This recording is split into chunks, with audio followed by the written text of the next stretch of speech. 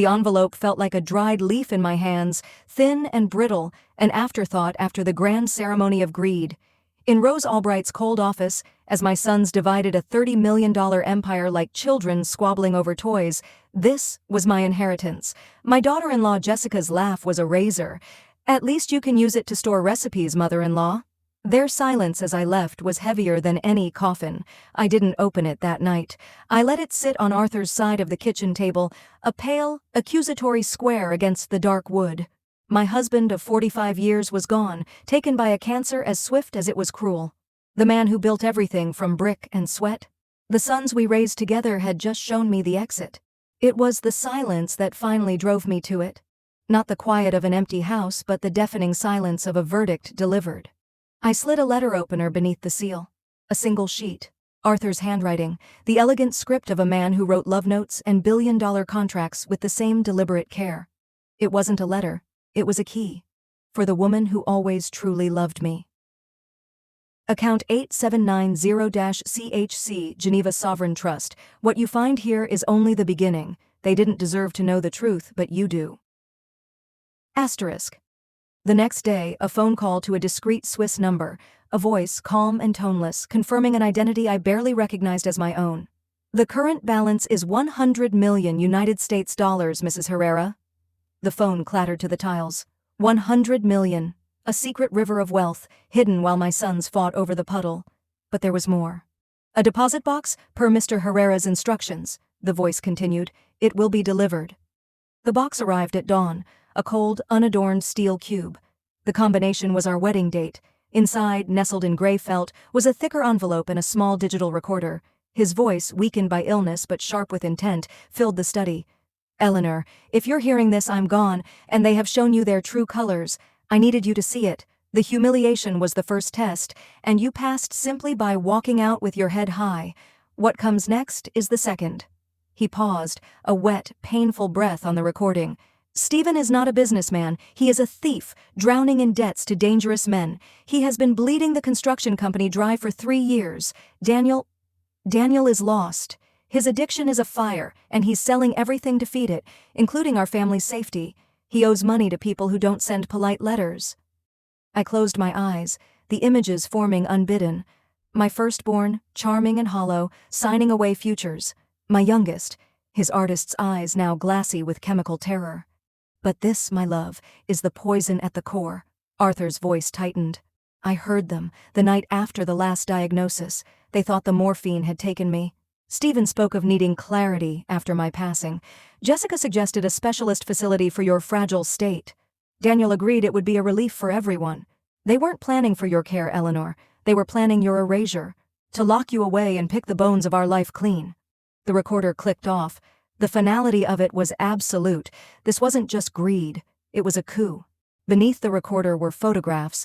Stephen in a shadowed parking garage, handing a briefcase to a man with a predator's smile. Daniel in a bathroom stall, his face illuminated by a different, desperate hunger. And then, the documents. A prepaid contract with Willow Creek Senior Living, a forbidding facility 2 states away. Signed by both my sons, dated a week before Arthur's death. A notarized power of attorney, ready for a doctor's signature declaring me incompetent. The game had been in motion long before the first piece moved on my board. The phone rang. "Stephen." "Mom? Jessica and I are worried. This isolation isn't healthy." His voice was syrup over steel. "We've found a wonderful place full of amenities. We'd like to bring a doctor by just for an assessment." The trap was so obvious it was insulting. "What a thoughtful coincidence," I said, my voice eerily calm. "I was just thinking about company. Send your doctor tomorrow." I spent the night not in panic, but in preparation. I moved the deposit box, downloaded the recorder's file, made copies of the damning photographs. Arthur hadn't just given me wealth, he had given me a battlefield map. Dr. Evans arrived with Stephen and Jessica. He had a too soft handshake and eyes that didn't quite meet mine. His questions were a bland script.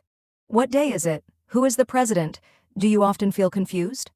I played my part, a vague and slightly dotty old woman, until he opened his briefcase and pulled out the familiar Willow Creek forms.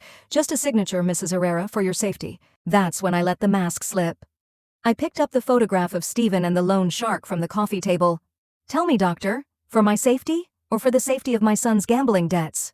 I turned to Jessica, holding up the image of Daniel.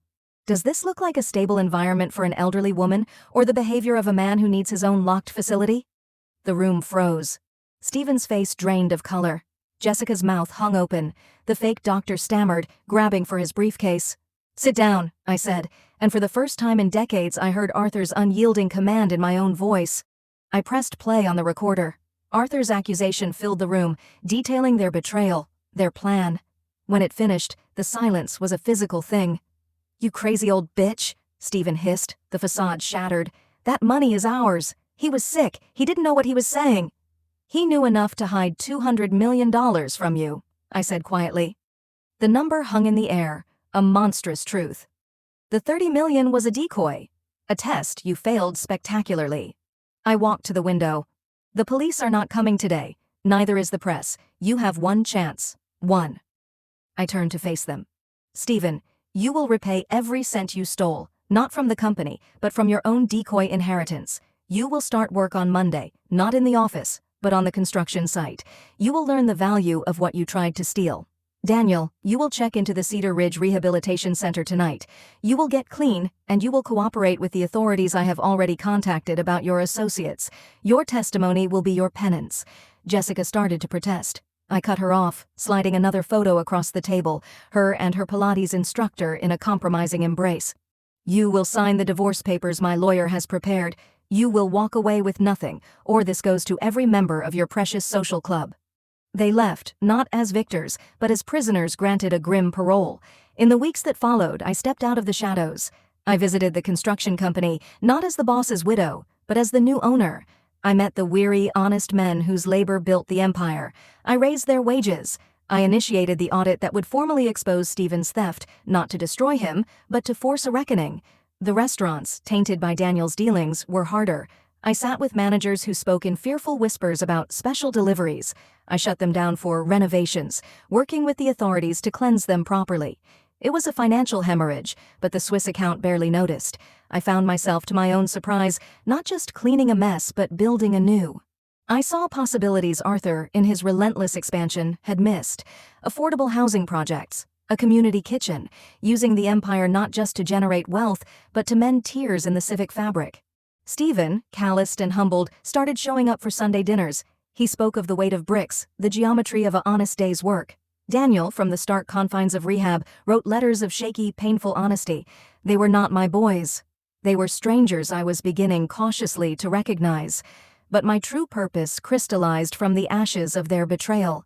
I established the Silent Heart Foundation. Its mission, to provide legal aid, shelter, and voice to older women who had been made invisible, by family, by circumstance, by a world that discards what it no longer finds useful. We helped a woman whose children had stolen her home, another who had been a silent prisoner of domestic decay for 40 years. In their stories, I saw my own ghost. The woman I would have become, had that envelope held only a sentimental note. The grand opening of the foundation was held in a sunlit atrium. I wore gold, the color of a dawning. As I stood before a room of supporters and survivors, I saw Stephen slip in, sitting alone in the back. He didn't wave, didn't seek attention. He just listened. "They say life begins at 40, I said, my voice steady in the microphone. "I am here to tell you it can begin at 70. It begins the moment you stop accepting the narrative written for you and pick up the pen yourself. It begins when you realize that the greatest inheritance is not money, but the unshakable truth of your own worth." After the applause, he found me. "Mom," he said, and the word held a new weight. "I'm proud of you."